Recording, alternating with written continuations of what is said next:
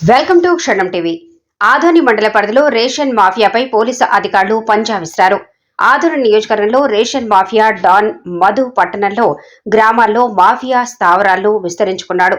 అయితే గురువారం రాత్రి సబ్ కలెక్టర్ మౌర్య భరద్వాజ్ ఆదోని పట్టణంలో రేషన్ మాఫియా ఏర్పాటు చేసుకున్న స్థావరాలపై అర్ధరాత్రి అకస్మాత్తుగా సిబ్బందితో కలిసి తనిఖీలు చేపట్టారు.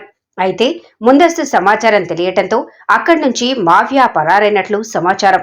సబ్ కలెక్టర్ రావటంతో తనిఖీలు చేసినప్పటికీ ఒక్క సంచి కూడా దొరకకపోవడంపై ఆశ్చర్యం వేసింది.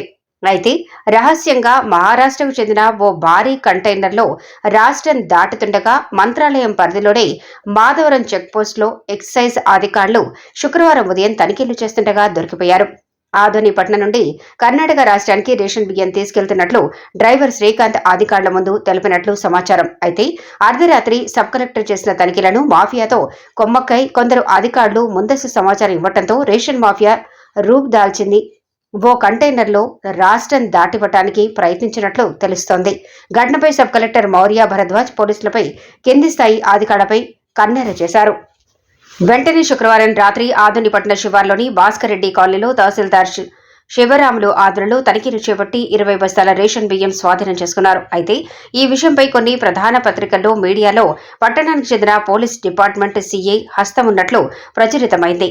ఘటనపై పోలీసు ఉన్నతాధికారులు కన్నెర చేయడంతో శనివారం రాత్రి స్పెషల్ బ్రాంచ్ పోలీసులు నిఘా వేసి రేషన్ మాఫియా డాన్ స్వగ్రామమైన సంతెకుల్లూరు పరిధిలోని బలాదూర్ గ్రామ శివార్లో రేషన్ మాఫియా డాన్ కు సుపరిచితుడైన ఎడవల్లి పాండు రేకుల షెడ్డులో అక్రమంగా నిల్వ ఉంచిన 30 క్వింటాల రేషన్ బియ్యాన్ని గుర్తించి దాడులు చేశారు. పోలీసులు వస్తున్నారన్న సమాచారం తెలుసుకున్న రేషన్ మాఫియా అక్కడి నుండి పరారైనట్లు సమాచారం. అయితే రేషన్ బియ్యం స్వాధీనం చేసుకుని రెవెన్యూ సిబ్బందికి పోలీస్ ఎస్ఐ నాగేంద్రప్ప తెలియజేశారు. అయితే ఆదోని నియోజకవర్గంలో రేషన్ మాఫియా పీటరేగిపోవటానికి ప్రధాన కారణం పోలీస్ డిపార్ట్మెంట్లో ఓ సీఐ పాత్ర ప్రధానంగా పోషించడంతోనే విచ్చలవిడిగా సాగుతున్నట్లు సమాచారం. రేషన్ మాఫియాపై ఆదోని పట్టణానికి చెందిన మైనార్టీ హక్కుల పరిరక్షణ సమితి రాష్ట్ర అధ్యక్షుడు నూర్ అహ్మద్ సోషల్ మీడియా వేదికగా పలు విమర్శలు చేశారు.